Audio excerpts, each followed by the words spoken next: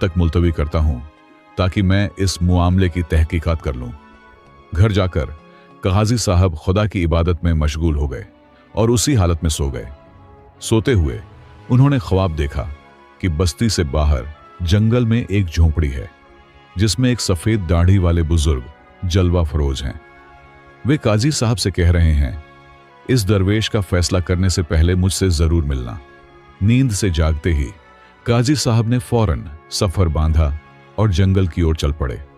वहां उन्होंने वही झोंपड़ी देखी जो ख्वाब में देखी थी।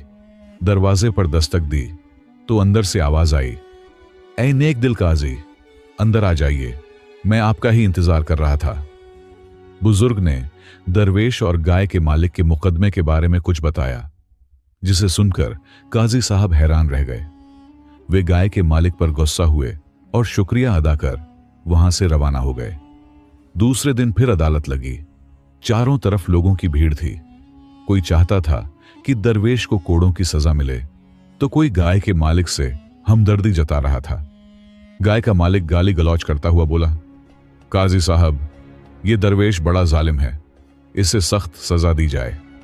काजी साहब ने गाय वाले से कहा, चुप रहो, अपनी गाय इस दरवेश को मुआफ कर दो और अब भी दावा वापस ले लो। गाय का मालिक चिल्लाया, यह कैसा इंसाफ है? इसने मेरी गाय मार डाली और आप कह रहे हैं कि मुआफ कर दूं? हरगिज नहीं। काजी साहब ने कुछ सोचा और बोले, ऐ गाय वाले, जब खुदा ने तेरे सरीह गुनाह को छिपाया तो तू भी उसकी सतारी का हक अदा कर और सब्र कर ले। गाय का मालिक फिर चिल्लाया, यह सरासर जुल्म है, मैं दावा हरगिज नहीं छोड़ूंगा और इस दरवेश को सजा दिए बगैर यहां से नहीं जाऊंगा।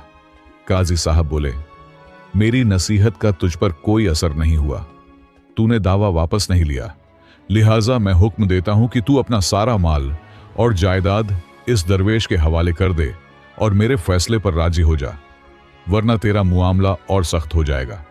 अगर तू तब भी न माना तो मुझे एक और हुक्म जारी करना पड़ेगा।